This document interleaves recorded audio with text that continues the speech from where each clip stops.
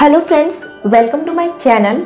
तो आज है 15 अगस्त और आज ही के दिन हमारे देश को अंग्रेज़ों से आज़ादी मिली थी। हमारे देश को आज़ाद करने में न जाने कितने वीर और वीरांगनाओं ने अपने प्राणों की कुर्बानी दी थी। उनमें से ही एक वीरांगना थी रानी लक्ष्मीबाई, जिन्होंने हमारे देश को आज़ादी दिलाने में महत्वपूर्ण भूमिका निभाई थी और अपने प्राणों का बलिदान दिया था। तो आज हम इस वीडियो में रानी लक्ष्मीबाई की कहानी को सुनने वाले हैं। तो रानी लक्ष्मीबाई का जन्म 19 नवंबर 1828 को काशी के आसी घाट वाराणसी में हुआ था। इनका नाम रानी लक्ष्मीबाई विवाह के पश्चात पड़ा।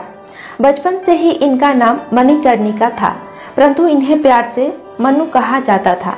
रानी लक्ष्मीबाई विनम्र स्वभाव की थी तथा जनता का हित चाहती थी। वो जितनी बहादुर थी उतना ही सरल स्वभाव रखती थी और रानी लक्ष्मीबाई एक मराठी परिवार से थी।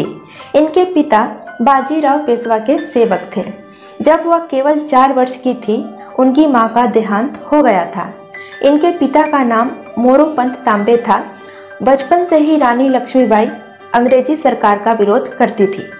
कम उम्र में ही अर्थात 13 या 14 वर्ष के आसपास उनका विवाह झांसी के महाराज श्री गंगाधर राव से हुआ था। शादी के बाद इनका नाम मणिकर्णिका से बदलकर रानी लक्ष्मीबाई रख दिया गया था। रानी बचपन से ही वीरांगना थी। मां की मृत्यु हो जाने के बाद उनका देखभाल करने वाला कोई नहीं था, इसलिए उनके पिता उनको अपने साथ राज दरबार ही ले जाया करते थे। इसी कारण रानी लक्ष्मीबाई की शिक्षा वहीं राज दरबार में पूरी हुई। रानी लक्ष्मीबाई ने अपनी शास्त्र की शिक्षा के साथ शस्त्र की भी शिक्षा ली थी। 1857 की क्रांति, जिससे देश भर में आज़ादी का बिगुल बजा दिया गया, वह अंग्रेजों के विरुद्ध भारत की पहली क्रांति और कोशिश थी, जिससे चारों ओर आज़ादी के लिए लहर दौड़ उठी। हर तरफ बस आज़ादी के लिए ही बिगुल बजाए जा रहे थे।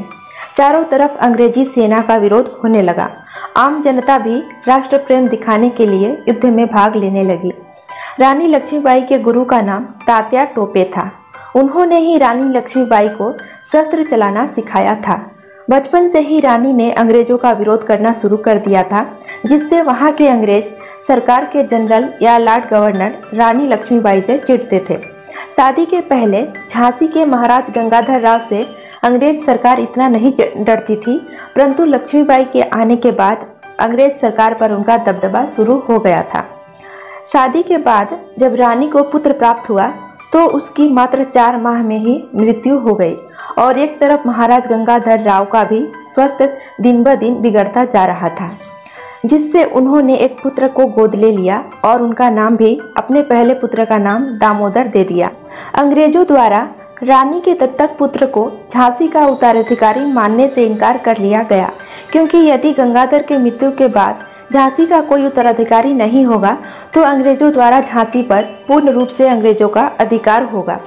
अंग्रेज पहले से ही झांसी पर अधिकार कर लेना चाहते थे, परंतु रानी लक्ष्मीबाई के होते यह संभव नहीं था। रानी अपनी आखिरी सांस तक झांसी के लिए अंग्रेजों से लड़ी। गंगाधर की मृत्यु के बाद अंग्रेजों ने झांसी का सारा खजाना जब्त कर लिया। अंग्रेजी सरकार ने गंगाधर राव की मृत्यु के बाद झांसी को अंग्रेजी राज्य में विलय करने की नीति बना ली, जिसे रानी ने मानने से इनकार कर दिया। अंग्रेजों के खिलाफ रानी लक्ष्मीबाई के युद्ध में कई और भी शामिल हुए, जो अंग्रेजों की हड़पने की नीति के शिकार हुए, जैसे बहादुर शाह जफर, बेगम हजरत महल, जीनत महल, अजीमुल्ला शाह गढ़ के राजा और तात्या टोपे आदि ने महारानी के इस युद्ध में साथ दिया। झांसी की जनता ने भी रानी लक्ष्मीबाई का खूब साथ दिया। रानी ने अपनी झांसी में स्वयं महिला सेना का गठन किया, जिसमें नारियों को योद्धा की तरह लड़ना सिखाया गया, जिससे महिला सेना बनाई गई। 1858 में अंग्रेजों की सेना ने झांसी की तरफ अपने पैर फैलाना शुरू कर दिए और 3-4 महीनों के बाद अंग्रेजों ने झांसी पर कब्जा कर लिया। उस समय रानी लक्ष्मीबाई अपने दत्तक पुत्र दामोदर को अपनी पीठ पर बांधकर अंग्रेजी सेना से बचने के लिए झांसी से भाग निकली। वहां से भागकर रानी तात्या टोपे से मिली। तात्या टोपे और रानी लक्ष्मीबाई ने अपनी पूरी सेना की मदद से ग्वालियर के एक किले पर कब्जा कर लिया। रानी बहुत बहादुरी के साथ अंग्रेजों से लड़ी, परंतु अंतिम समय में उनका घोड़ा एक नदी या तालाब पार नहीं कर पाया, जिससे रानी अंग्रेजों के हाथ में आ गई और वीरगति को प्राप्त हो गई। आज तक रानी लक्ष्मीबाई के जैसी भारत में कोई भी वीरांगना नहीं हुई। आज भी स्त्री के बहादुरी के रूप में दर्शाने के लिए उसे झांसी की रानी के नाम से संबोधित किया जाता है। रानी लक्ष्मीबाई हर नारी के लिए प्रेरणादायक है।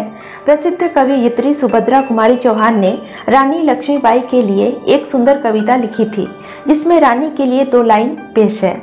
बुंदेले हर बोले के मुँह हमने सुनी कहानी थी, खूब लड़ी मर्दानी वो तो झांसी वाली रानी थी। तो फ्रेंड्स, कहानी आपको कैसी लगी हमें कमेंट करके ज़रूर बताएं और साथ में इस वीडियो को लाइक ज़रूर करें। चैनल को सब्सक्राइब करके बेल आइकन की नोटिफिकेशन घंटी को ऑन कर दें, जिससे आपको आने वाले सभी वीडियोस की नोटिफिकेशन टाइम टू टाइम मिलती रहे। आज के लिए इतना ही, अगले वीडियो में फिर से मिलेंगे, तब तक के लिए गुड बाय।